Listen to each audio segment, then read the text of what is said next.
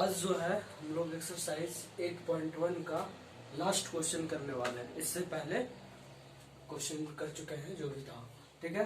तो last question क्या है, state whether the flowing are true और फॉल्स, जस्टिफाई योर आंसर। मतलब कि बोल रहा है कि ये 5 स्टेटमेंट हैं, वो स्टेटमेंट आपको बताना है सही है या गलत है। सही है तो क्यों सही है, और गलत है तो क्यों गलत है। तो ये पांचों क्वेश्चन को सही गलत बताने से पहले मैं आपको एक चीज बताना चाहता हूँ, है ना, जो कि ऐसे पता होगा कि इस चैप्टर में अभी तक हमने जो भी पढ़ाया है वो ट्रायंगल कैसा है, राइट एंगल ट्रायंगल है। कैसा है, राइट एंगल ट्रायंगल है, ठीक है। मान लो ABC is right angle triangle where B is angle B is 90 degree, और इसके बाद AC साइड्स जो होता है वो सबसे बड़ा होता है। क्यों? क्योंकि ये हाइपोटेन्यूज होता है। ऐसा क्यों? ऐसा इसलिए, आपको पता है पाइथागोरस थ्योरम से आप जानते हो AB square plus BC square जो है किसके इक्वल होगा, AC स्क्वायर के इक्वल होगा। बस ये चीजें पता होना चाहिए, फिर ये क्वेश्चन बाकी आराम से बन। सबसे पहले क्वेश्चन क्या है, the value of tan A is always less than 1। कह रहा है कि tan A का वैल्यू जो है हमेशा 1 से छोटा होगा। है ये गलत है कि सही है, हमें ये बताना है। तो सबसे पहले आप ये बताओ, अगर इसी एंगल की बात करते हैं, इसी ट्रायंगल की बात करते हैं, तो इसमें एंगल A के लिए, A कौन सा होगा, एंगल A। तो इसमें tan थीटा बराबर क्या हो जाएगा, P बाई बी, है ना। tan थीटा बराबर क्या होगा, P बाई बी, मतलब BC बाई AB होगा, ठीक है। अब कह रहा है कि tan A का वैल्यू ऑलवेज लेस देन 1 हो, है ना। तो ये ऑलवेज लेस देन 1 तभी होगा जब कह रहा है कि ये वाली साइड BC है और ये AB है, तो नीचे कौन सा AB। कह रहा है कि AB हमेशा जो है बड़ा होगा, है ना। ऐसा नहीं हो सकता है। tan किसी ट्रायंगल में tan थीटा का वैल्यू जो है 1 से कम भी आ सकता है और 1 से ज्यादा भी आ सकता है। क्यों? क्योंकि किसी में ये साइड भी बड़ी हो सकती है या छोटी भी हो सकती है ना, या ये भी बड़ी हो सकती है, ये भी छोटी हो सकती है। तो ये स्टेटमेंट क्या है, फॉल्स है। ये स्टेटमेंट क्या है, पहला वाला फॉल्स है ना। ऐसा क्यों? क्योंकि वैल्यू ऑफ tan A जो है वो 1 से कम भी हो सकता है, 1 से ज्यादा भी हो सकता है ना। क्यों? क्योंकि ये क्या है, P बाई बी, इसमें P भी बड़ा हो सकता है B से, या B भी बड़ा हो सकता है P से। तो ये कह देना कि tan A का वैल्यू ऑलवेज लेस देन 1 होगा, ये गलत है। इसीलिए स्टेटमेंट क्या हो गया, फॉल्स। चलो अब नेक्स्ट देखते हैं।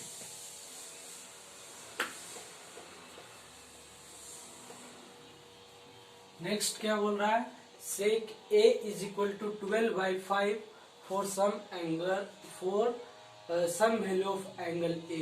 कह रहा है कि sec थीटा, तो सबसे पहली बात sec थीटा, sec A का वैल्यू बताना है। तो sec A, sec किसका उल्टा होता है, cos का उल्टा होता है ना। तो cos का फॉर्मूला क्या होता है, B बाई एच। तो sec का उल्टा क्या हो जाएगा, H बाई बी, मतलब हाइपोटेनस अपॉन बेस किसी ट्रायंगल के लिए। तो ये वाली साइड्स क्या होना चाहिए, बड़ा होना चाहिए, और ये छोटा होना चाहिए, ठीक है। तो ऐसा है, मतलब ये स्टेटमेंट क्या है। क्यों? किसी ट्रायंगल का हाइपोटेनस क्या होता है, सबसे बड़ी भुजा होती है। तो ऊपर में हाइपोटेनस रहता है और नीचे में बेस रहता है, हाँ बेस रहता है। तो बेस को छोटा होना हाइपोटेनस से। क्यों? इसका रीजन आप लोग को पता है, ठीक है। तो ये स्टेटमेंट क्या है, सही है। क्यों? 12/5 है ना। तो ऊपर वाला बड़ा है कि नहीं नीचे वाले से। तो ये स्टेटमेंट, सेकेंड वाले स्टेटमेंट क्या है, ट्रू। इसी तरह अब ये देखते हैं, cos A is the abbreviation used for cosecant of angle A। ये भी स्टेटमेंट क्या है, ट्रू है। इसमें कोई लॉजिक नहीं है, इसको डिस्कस करने की जरूरत नहीं। अब देखो, चौथा वाला क्या कह रहा है, cot A is the product of cot and A. ये बिल्कुल गलत है। क्या है, यदि आप लोग सोच रहे हैं कि कॉट ए जो है प्रोडक्ट है कॉट इंटू ए का, जो कि फॉल्स है। क्या है, ये स्टेटमेंट फॉल्स है। ठीक है, अब देखिए क्या कर रहा है last one, sine theta is equal to 4/3 for some angle theta, है ना। तो साइन थीटा बराबर क्या होता है, P/H, है ना, जिसमें कि H जो है बड़ी होनी चाहिए। अब देखो यहाँ पे साइन थीटा क्या दिया है, 4/3। अब देखो H बड़ा है यहाँ P से, क्या H बड़ा होता है P से। अब यहाँ देखो P का वैल्यू 4 है और H का वैल्यू क्या है, 3 है। ऐसा कभी पॉसिबल है क्या, नहीं है। इसका मतलब ये स्टेटमेंट क्या है, फॉल्स है। ये क्या हो गया, फॉल्स हो गया, है ना। इसी तरह एक्सरसाइज 8.1 क्लास 10th NCERT का सारा क्वेश्चन सॉल्व कर दिया हूँ। अब जो है नेक्स्ट टॉपिक पढ़ाता हूँ, है ना। तो नेक्स्ट टॉपिक क्या है अभी मैं बता रहा हूँ।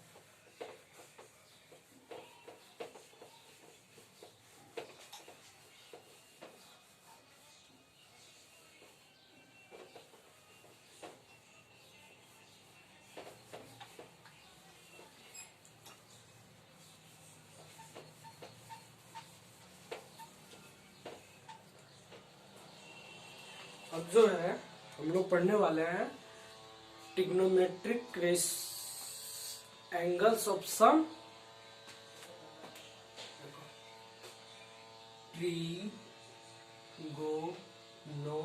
Trigonometric ratios of some specific angles.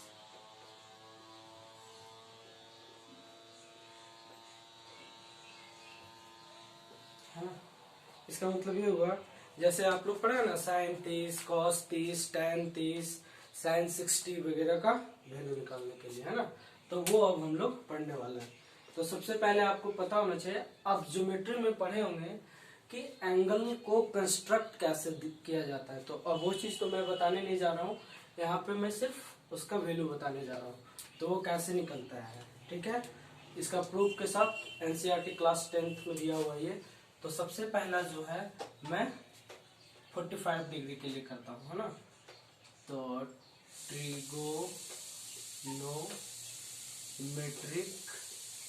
Ratios of 45 degree, है ना। आप पढ़े होंगे कि किसी ट्रायंगल में 45 डिग्री को कैसे कंस्ट्रक्ट किया जाता है। ठीक है, तो सबसे पहले इसका वैल्यू लाने के लिए सबसे पहले आपको क्या करना होगा, कंसीडर करना होगा एक ट्रायंगल। ठीक है, एक राइट एंगल ट्रायंगल जिसमें कि एंगल बी जो है क्या है, 90 डिग्री है। ठीक है, और साथ ही साथ अन्य किसी एक कोण को 45 डिग्री मानना पड़ेगा, है ना। लेट करना पड़ेगा कि ये कितना है, 45 डिग्री है ना। तो अब हमें सारा साइन 45, कॉस 45, tan 45, कोसेक 45 का वैल्यू हमें आपको निकाल के बताना है। ठीक है, तो इसमें क्या किए हैं, consider a right angle triangle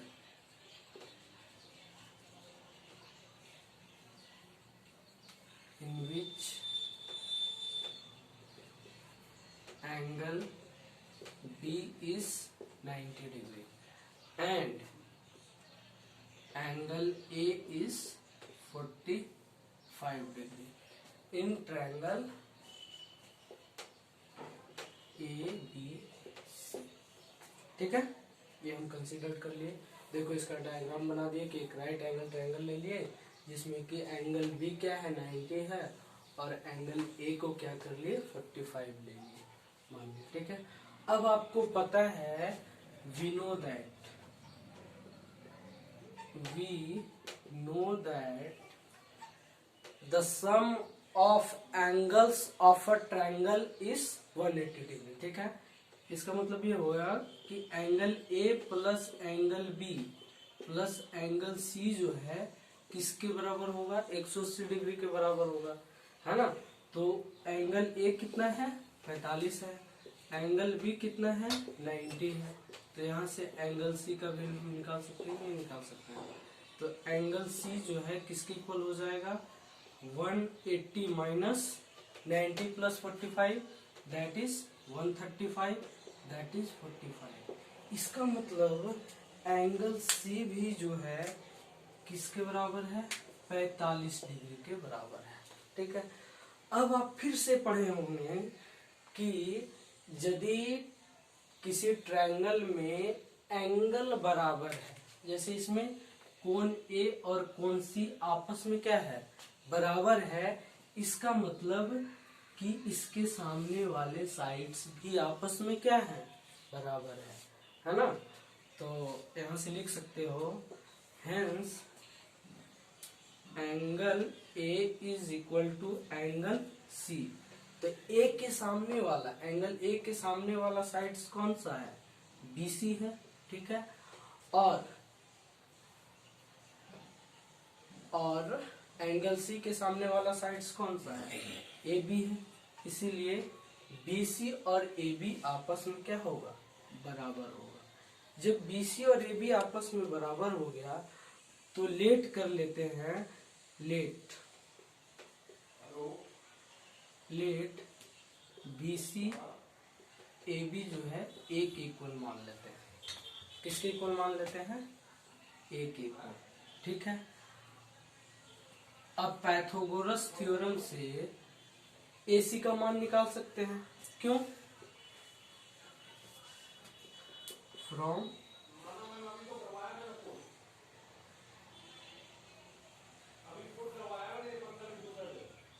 Pythagoras theorem क्या लिख सकते हैं, AC square is equal to AB square plus BC square, है ना। यहाँ से AB किसके इक्वल है, ए का स्क्वायर प्लस ए का स्क्वायर, तो AC square is equal to 2A square हो गया। तो AC बराबर क्या हो गया, √2, है ना। AC इज इक्वल टू क्या हो गया, √2 हो गया।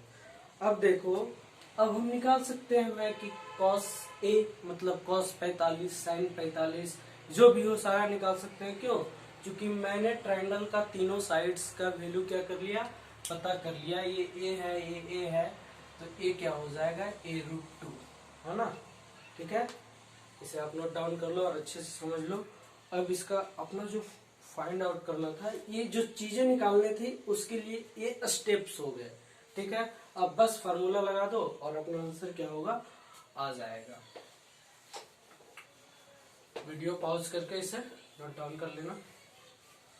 ठीक है, अब हमें किसका वैल्यू निकालना था, ट्रिग्नोमेट्रिक रेशियोज ऑफ 45 डिग्री। ठीक है, तो ट्रिग्नोमेट्रिक रेशियोज मतलब साइन 45 निकालो, है ना। साइन 45, इसमें देखो ये क्या है, चलो हम ए वाली साइड ले लेते हैं। तो साइन 45 के लिए ये इस एंगल के लिए ये P होगा और ये H होगा, मतलब हम लिख सकते हैं BC बाई AC, है ना।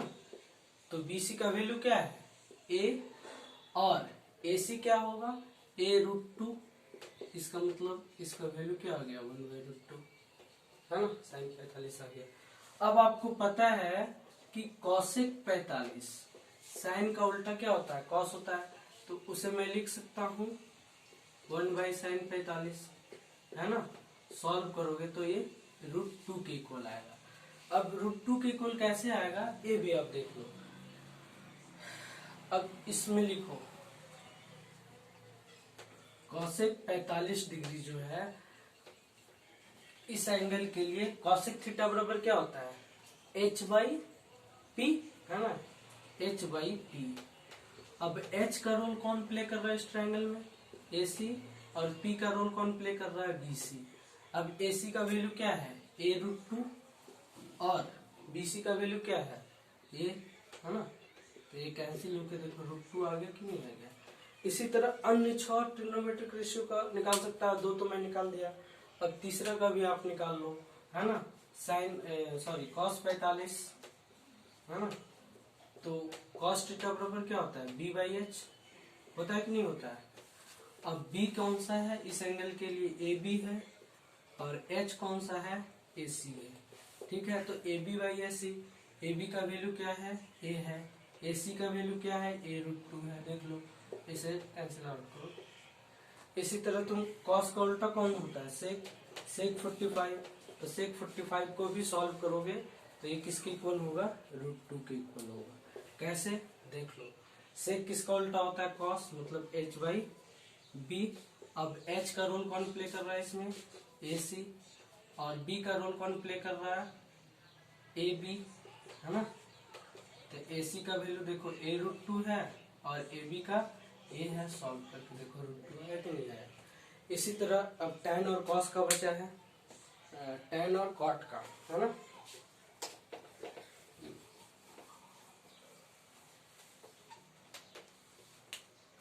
tan 45 इज इक्वल टू, देखते हैं, तो tan 45, tan थीटा बराबर क्या होता है, p/b होता है कि नहीं होता है। अब p का रोल कौन प्ले कर रहा है, BC, b का रोल कौन प्ले कर रहा है, AB, इस एंगल के लिए, है ना। तो BC का वैल्यू क्या है, a है, और AB का भी वैल्यू क्या है, ये 1 आ जाएगा। इसी तरह cot 45, cot tan का उल्टा होता है, दैट इज b/p, है ना, जो कि क्या हो जाएगा, इसके लिए बेस कौन है, AB/BC, a/a, जो कि क्या हो गया, 1 के इक्वल हो गया। इसी तरह 30 डिग्री 60 डिग्री के लिए मैं नेक्स्ट वीडियो में बताऊंगा प्रयोग करके, है ना। So please share my channel and subscribe it, thank you.